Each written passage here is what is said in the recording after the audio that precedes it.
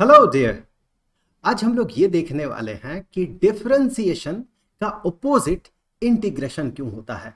दूसरे शब्दों में कहें तो एंटी डेरिवेटिव इंटीग्रल क्यों होता है। चलिए मान लेते हैं कि हमारे पास एक ग्राफ है y is equal to x cube divided by 3। यहाँ पर एक्स क्यूब डिवाइडेड बाई 3 जो है ये x का एक फंक्शन है ऑब्वियसली। अब यहाँ पर देखिए y जो है ये चेंज हो रहा है हर जगह पे।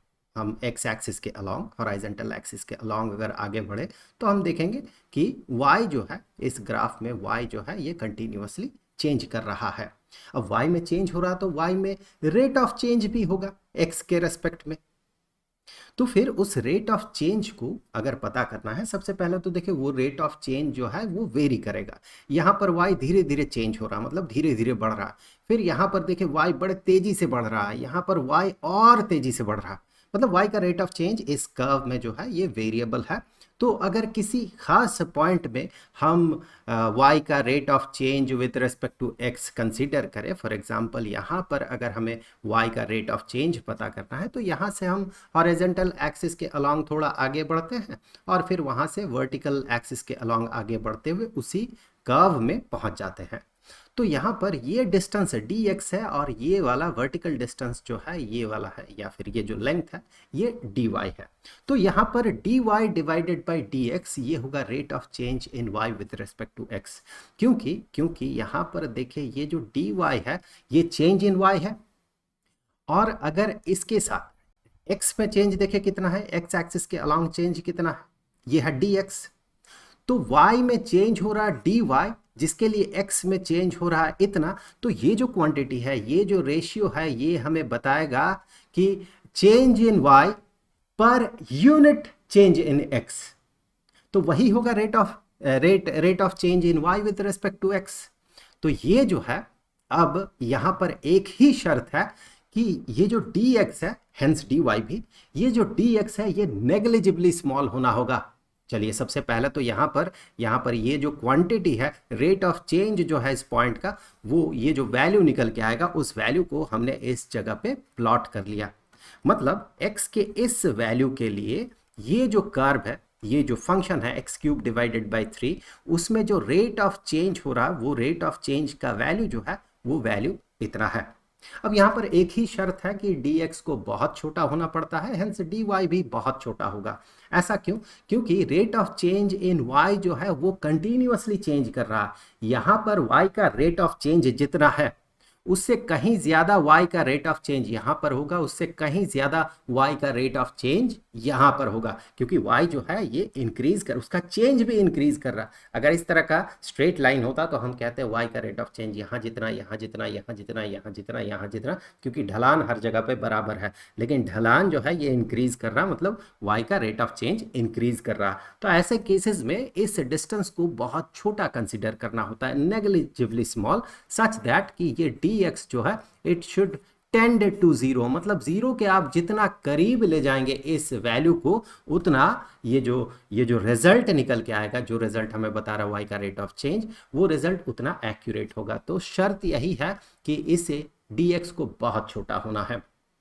अब इसी तरह से किसी दूसरे पॉइंट में भी अगर रेट ऑफ चेंज हम पता करें उससे पहले देखिए यहाँ पर जो y था, यहाँ पर ये जो y था y को हम कह सकते हैं एक्स क्यूब डिवाइडेड बाई 3। तो इसी चीज को ऐसे रिप्रेजेंट किया जा सकता है y के जगह पे एक्स क्यूब डिवाइडेड बाई 3। अब ऐसे यहाँ पर रेट ऑफ चेंज जो हमने पता किया है बाकी पॉइंट्स के लिए भी अगर हम रेट ऑफ चेंज इस तरह से पता करें और फिर हम इन पॉइंट्स को ऐसे बहुत बहुत बहुत बहुत सारे पॉइंट्स हमें मिलेंगे, उन सारे पॉइंट्स को अगर हम जोड़ दें तो हमें एक दूसरा ही फंक्शन मिलेगा। इस केस में हमें जो फंक्शन मिलता है वो एक्स स्क्वायर का फंक्शन मिलता है, y is equal to x square. ये वाला कर्व हमें मिलता है, ये वाला ग्राफ हमें मिलता है। तो यहाँ पर ये जो एक्स स्क्वायर है उसे एक्स क्यूब डिवाइडेड बाई 3 का डेरिवेटिव कहा जाता है, डेरिवेटिव। और यहाँ पर चलिए उसे मैं यहाँ पर अगले सेक्शन में लिख लेता हूँ। यहाँ पर इसे डेरिवेटिव कहा जाता है, एक्स क्यूब डिवाइडेड बाई 3 का डेरिवेटिव है एक्स स्क्वायर और एक्स स्क्वायर का एंटी डेरिवेटिव कहा जाता है एक्स क्यूब डिवाइडेड बाई 3 को, एंटी डेरिवेटिव। तो इसे लिखने का तरीका ये होता है कि एक्स क्यूब डिवाइडेड बाई 3 का डेरिवेटिव है एक्स स्क्वायर, सो डेरिवेटिव को कुछ ऐसे हम लिखते हैं D D x of this one. यहां पर ये जो डी एक्स हम लिखते हैं, यहां पर d divided by d something some variable, यहां पर वो वाला वेरिएबल लिखा जाता है जिसके रेस्पेक्ट में रेट ऑफ चेंज पता किया जाता है, और यहां पर वो वाला क्वांटिटी होता है जिसका रेट ऑफ चेंज हम पता कर रहे हैं, मतलब इस क्वांटिटी का रेट ऑफ चेंज इस क्वांटिटी के रेस्पेक्ट में। तो उसे इस तरह से रिप्रेजेंट किया जाता है और इस प्रोसेस को डिफरेंशिएशन कहा जाता है।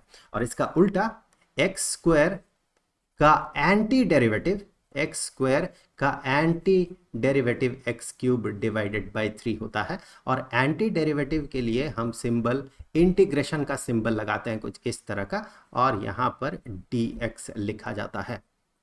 तो ये जो प्रोसेस है, इस प्रोसेस को इंटीग्रेशन कहा जाता है। अब यहां पर एक इंटरेस्टिंग बात, अगर मैं इस कर्व को अगर थोड़ा सा ऊपर नीचे ले जाऊं, ऐसे ऊपर या फिर नीचे ले जाऊं, तो फिर इस रेट ऑफ चेंज में यहां पर कोई भी इसमें चेंज नहीं आएगा। रेट ऑफ चेंज में कहने का मतलब ये है कि अगर मान ले ये ओरिजिन है और यहां से 2 घर ऊपर हम चढ़ रहे हैं, 2 यूनिट ऊपर चढ़ रहे हैं, तो ये जो कर्व बनेगा, ये कर्व बनेगा y is equal to x cube divided by 3 plus 2। क्योंकि देखिए हर एक पॉइंट के लिए y वैल्यू जो है 2 घर इंक्रीज कर जाएगा, 2 घर इंक्रीज कर जाएगा हर एक पॉइंट के लिए। तो यही फंक्शन जो है, जो कि एक्स क्यूब डिवाइडेड बाई 3 था, ये वाला फंक्शन, तो अब ये वाला ग्राफ रिप्रेजेंट करेगा जिस फंक्शन को, वो हो जाएगा x cube divided by 3 plus 2। अब यहां पर हम अगर कहीं पर भी किसी पॉइंट को किसी सर्टेन एक्स वैल्यू के लिए दोनों ग्राफ्स में, इसमें भी एक्स क्यूब डिवाइडेड बाई 3 और x cube divided by 3 plus 2, दोनों में अगर हम किसी एक सर्टेन जगह पे एक्स के किसी वैल्यू के लिए हम रेट ऑफ चेंज को देखें, तो वो रेट ऑफ चेंज सेम आएगा। इस जगह पे जो इस ग्राफ में रेट ऑफ चेंज है, इस कर्व में जो रेट ऑफ चेंज है, ये रेट ऑफ चेंज यहां पर एग्जैक्टली सेम होगा, क्योंकि यही कर्व जो है ये ऊपर की तरफ चढ़ा है। सेम लॉजिक से हम कह सकते हैं यहां पर जो इसका रेट ऑफ चेंज होगा, तो यहां पर उसका रेट ऑफ चेंज उतना ही होगा। तो रेट ऑफ चेंज की अगर बात करें, तो इस जगह पे रेट ऑफ चेंज अगर उसका वैल्यू इतना आया, तो इस जगह पे भी रेट ऑफ चेंज का वैल्यू इतना ही आएगा। यहां पर रेट ऑफ चेंज का वैल्यू अगर इतना है, तो फिर इस जगह पे भी रेट ऑफ चेंज का वैल्यू उतना ही होगा। सो यहां से हम ये समझ सकते हैं कि अगर हम एक कांस्टेंट जोड़ भी देते हैं इस फंक्शन के साथ, जैसे इस फंक्शन के साथ कांस्टेंट 2 जोड़ा गया है, तो फिर उसके डेरिवेटिव में कोई फर्क नहीं पड़ता है। सर्टेन एक्स वैल्यू के लिए रेट ऑफ चेंज जो है वो उतना ही रहता है।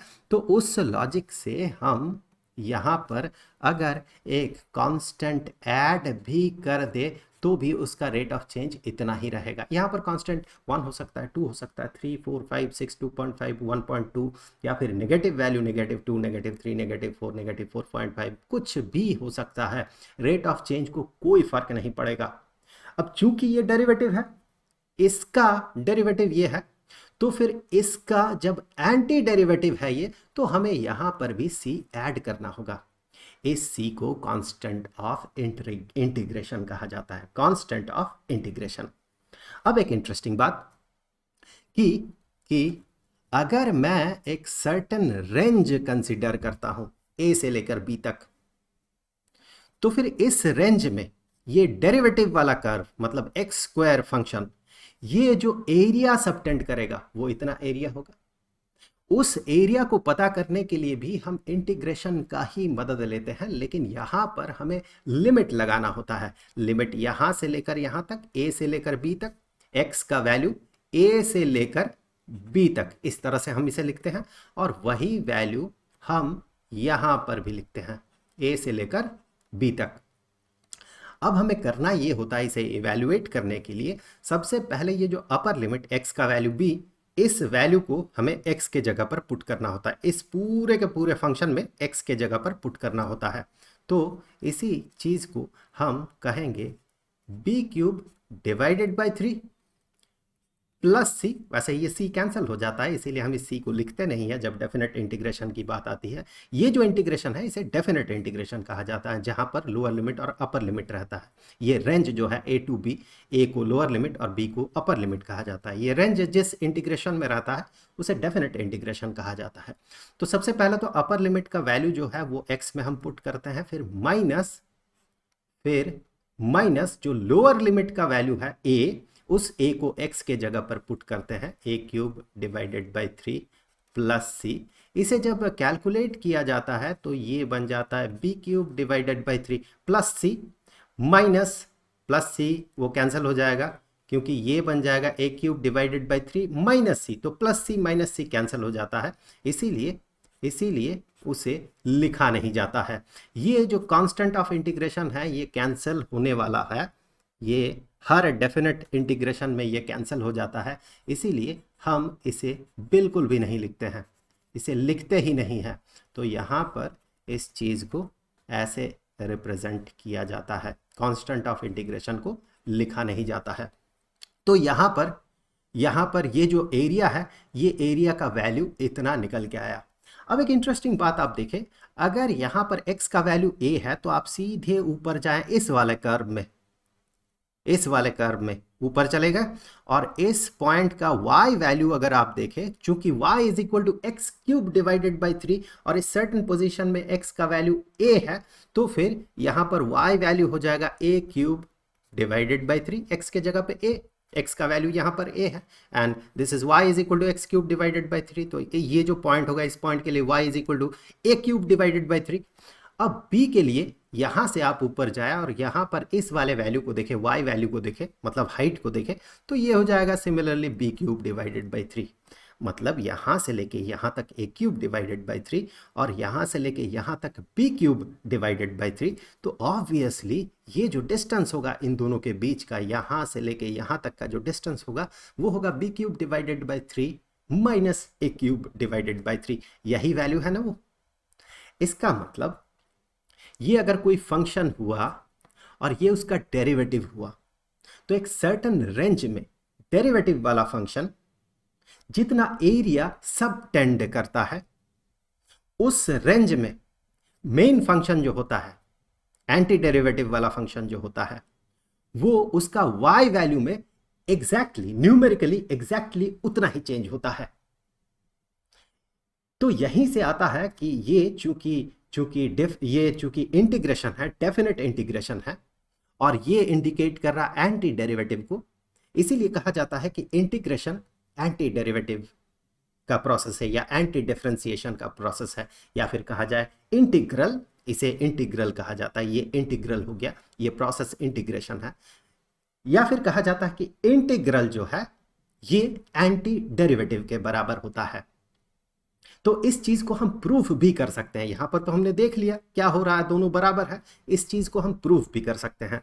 तो प्रूफ करने से पहले हमें यह देखना होगा कि मैथमेटिकली हम एक कर्व के अंडर ये जो एरिया सबटेंड कर रहा है उसे मैथमेटिकली हम किस तरह से पता करते हैं, कौन सा लॉजिक यूज करते हैं। वैसे पिछले वीडियो में हमने इस पे बात किया था, जहां पर कि हम फर्स्ट प्रिंसिपल से x square function horizontal axis के साथ कितना एरिया सबटेंड कर रहा वो हमने पता किया था।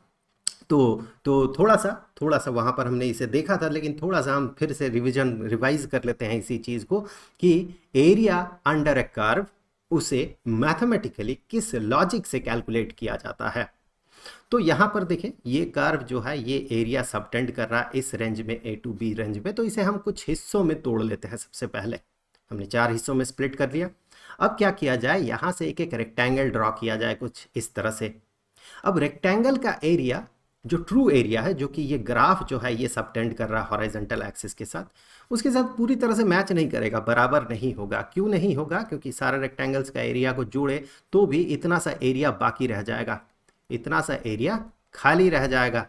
इन्हें ऐड करना होगा, तब जाके ट्रू एरिया के ये बराबर होगा। इसके लिए अगर आप इसके विड्थ को अगर छोटा कर देते हैं, विड्थ अगर कम हो जाता है, तो देखिए ये जो गैप है, इस गैप का वैल्यू कम होते जा रहा है।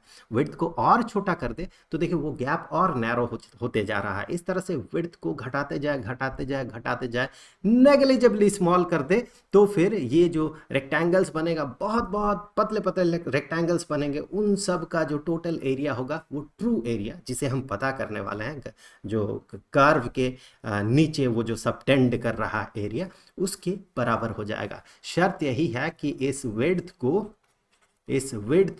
It should tend to zero. Zero के जितने करीब हम जाएंगे हमारा रिजल्ट उतना एक्यूरेट होगा। अब वापस आते हैं पिछले वाले सिनेरियो में। अब यहां इसे हम थोड़ा सा जूम करके देखते हैं। यही सिचुएशन था कि ये जो एरिया है न्यूमेरिकली इस हाइट के बराबर होगा।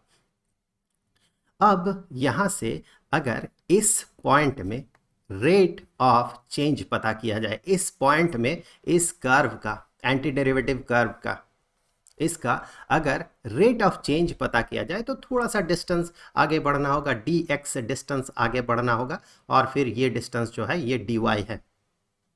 अब ये जो dy ओवर dx है, ये dy ओवर dx जो होगा ये हमें क्या बताएगा, ये हमें रेट ऑफ चेंज बताएगा, रेट ऑफ चेंज, और rate of change of y with respect to x। और वही वैल्यू तो यहाँ पर इंडिकेटेड है, मतलब ये जो हाइट होगा, लेट अस से दिस हाइट इज h, तो यही वैल्यू तो इसके बराबर होगा, h के बराबर होगा। अब यहाँ से अगर हम एक रेक्टेंगल ड्रॉ करते हैं जिसका कि विड्थ dx के बराबर हो, इस तरह से ये विड्थ dx के बराबर है, तो फिर इसका जो एरिया होगा, ये जो एरिया, इसे एक नाम दे देते हैं, चलिए dA।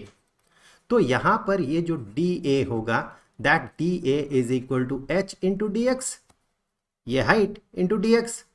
तो इसी चीज को हम कह सकते हैं कि ये dy के बराबर है, ये जो एरिया है इस रेक्टेंगल का, ये इस वाले हाइट के बराबर है, इस वाले हाइट के बराबर है। अब इसी लॉजिक से अगर हम बाकी पॉइंट्स के रेट ऑफ चेंज को पता करें तो आप देखें हर जगह पे ये हाइट इस एरिया के बराबर था न्यूमेरिकली, ये वाला हाइट जो है इस एरिया के बराबर होगा, ये वाला जो हाइट है ये इस वाले एरिया के बराबर होगा, ये वाला हाइट जो है इस एरिया के बराबर होगा, और ये वाला हाइट जो है इस एरिया के बराबर होगा। और ये सारे जो एरिया है रेक्टेंगल्स का सब को मिलाए तो जो एरिया ये कर्व इसके नीचे सबटेंड कर रहा उसी के बराबर होगा। वैसे यहाँ पर हमने इसे बड़ा करके ड्रॉ किया है। इन रियलिटी ये जो डिस्टेंस है dx, इस dx को it should tend to zero, ये जीरो के करीब होना होगा, मतलब नेग्लिजिबली सबसे छोटा या पॉसिबली जितना छोटा आप ले जा सकते हैं उतना रिजल्ट एक्यूरेट होगा। तो यहां पर इस रिजल्ट को, रेट ऑफ चेंज को एक्यूरेट होने के लिए dx को नेग्लिजिबली स्मॉल होना होगा, इनफाइनाइटेसिमल होना होगा। और यहां पर भी इस रिजल्ट को भी ट्रू रिजल्ट के बराबर होने के लिए इस dx को, इस चौड़ाई को नेग्लिजिबली स्मॉल होना होगा। और हमें पता है, थोड़ी देर पहले हमने देखा कि ये विड्थ अगर नेग्लिजिबली स्मॉल हो जाएगा तो ये इस ट्रू एरिया को रिप्रेजेंट करेगा। तो यहाँ से हमने देखा कि ये जो हाइट है, ये हाइट सबको एक साथ जोड़ दे तो ये वाला डिस्टेंस हमें मिलेगा। लेट अस से कैपिटल H, हमने उस डिस्टेंस को नाम दे दिया, ये वाला डिस्टेंस मिलेगा, और वही इस एरिया के बराबर हो जाएगा। तो यहाँ पर ये वाला हाइट जो है, this height is equal to b cube divided by 3 minus a cube divided by 3। So ये जो वैल्यू है ये इस एरिया के भी बराबर है। तो इसीलिए कहा जाता है कि इंटीग्रेशन जो है डिफरेंशिएशन का अपोजिट होता है।